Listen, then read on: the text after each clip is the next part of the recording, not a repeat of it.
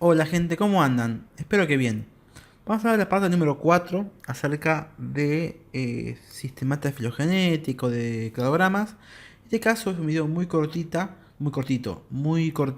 acerca de lo que se conoce como programa de sistemática filogenética. ¿Sí? Rama, si se quiere, de la biología evolutiva, desarrollada inicialmente por el entomólogo alemán Billy Hennig. ¿Sí? Billy Hennig entonces fue un entomólogo alemán que participó en la Segunda Guerra Mundial, ¿sí? Y cuando terminó y toda esa bola, lo metieron en la clase, ¿sí? Como era alemán, lo consideran entre comillas nazi, aunque nunca se demostró ello.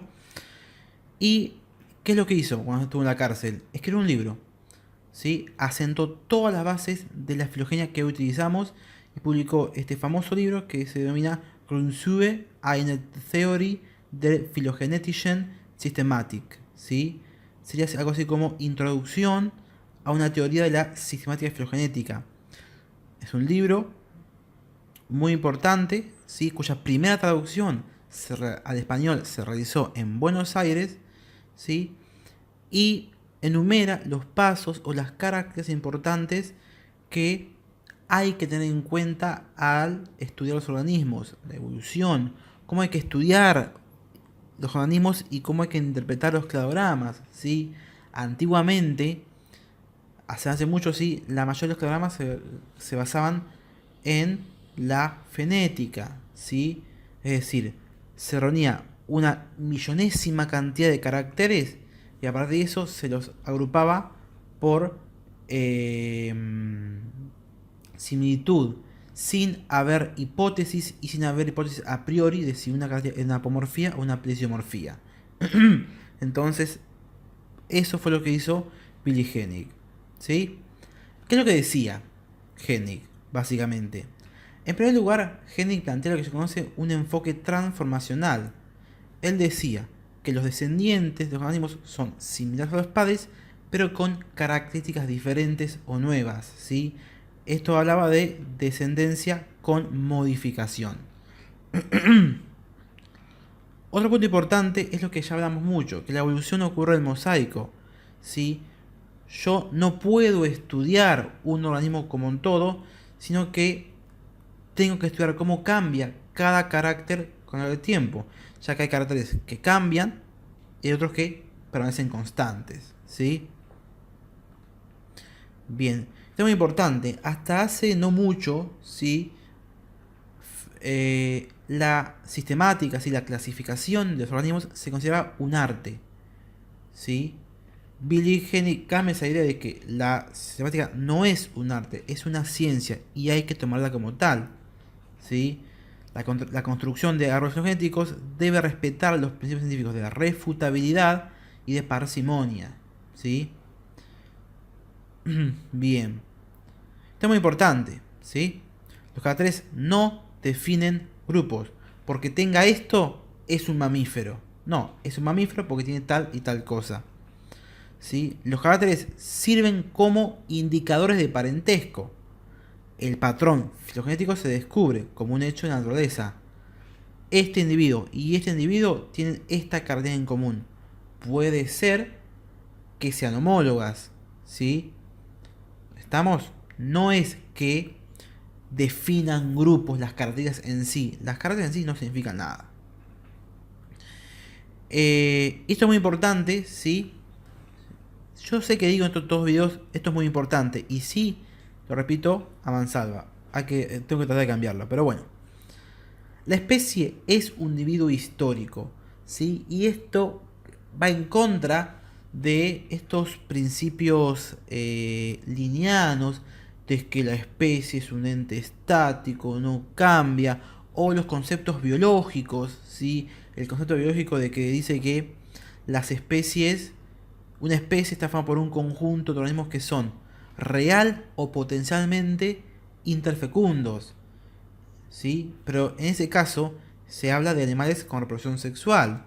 Una bacteria o aquellos invertebrados que tienen reproducción sexual no encajan dentro de esta clasificación de lo que es especie. Entonces, básicamente, Hennig eh, pone en vista de que la especie es un individuo histórico, que se extingue ¿sí? Cuando ocurre la cladogénesis. Tenemos una especie, ¿sí? Y en un nodo, cuando hay una cladogénesis, esa especie se extingue, desaparece y aparecen dos nuevas especies. ¿Estamos? Perfecto. Bien, ¿cuáles son los postulados principales de la sistemática filogenética que hay que tener en cuenta? Primero, los taxa, ¿sí? Los grupos, manifiestan un patrón jerárquico en la naturaleza que está dado por sus relaciones genealógicas. Hay grupos de mayor jerarquía, hay grupos de menor jerarquía. Lo conocemos como clases, familias, etc. Este patrón jerárquico se puede representar como cladogramas, si los cuales son diagramas jerárquicos ramificados que reflejan las relaciones de parentesco. Ya hablamos de eso. Y cuando uno construye un cladograma con los individuos, no se queda ahí. Ese cladograma, esos datos que se obtienen del cladograma, deben y tienen que ser utilizados para realizar una clasificación filogenética. ¿Sí? Es al pedo al dar un cladograma, por más bien hecho que esté, este se relaciona con este con este con este. Y seguís usando la clasificación vieja, ¿sí? Parafilética, polifilética. No. ¿Qué más? El cladograma se construye de tal manera que los cambios de un estado de carácter a otro sean mínimos. Esto es lo que se conoce como principio de parsinomia o navaja de Ockham, ¿sí? O de Ockham, no me acuerdo cómo era. Cuando vos construís un cladograma, siempre tratás de que haya la menor cantidad de pasos posibles. El número de pasos posibles en un cladograma se refiere con el número mínimo de apomorfías. Después vamos a hablar de largo, de cladograma, cómo medimos todo eso, ¿sí? Pero eso es muy importante, ¿sí? Siempre que se construye un cladograma, se tiene como partida que sea lo más simple, lo más corto posible. Y lo que venimos diciendo, y esto es muy importante, y ahora sí es importante, vale, que los grupos que yo forme deben ser monofiléticos, deben ser considerados clados, grupos naturales, ¿sí? No puedo estar utilizando grupos que son puramente parafiléticos, como por ejemplo los reptiles que vimos. ¿Vamos? Bien, esto es muy importante. ¿Sí? ¿Y cómo reconozco yo entonces un grupo monofilético? Como dijimos, porque comparten un conjunto de sinapomorfías. Y por último, ¿qué más? A ver, la condición plesiomórfica, la ancestral o la apomórfica de un carácter depende de su distribución en los distintos niveles de la jerarquía taxonómica. ¿Sí?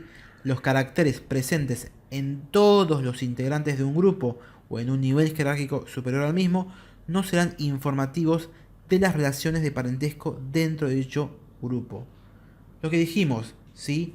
Teníamos rana, lagarto y reptil. Dijimos que una apomorfía de rana, lagarto y reptil. Rana, mamíferos y reptil. Dijimos que una apomorfía de los mamíferos era tener pelo. Esa apomorfía es informativa. Ahora, si nos entramos dentro del clado de mamíferos, tenemos perro, gato y cabra. Tener pelo no es una información, porque todos los mamíferos tienen pelo, ¿sí? Esa es la idea de la que habla Hennig en este postulado. Y por último,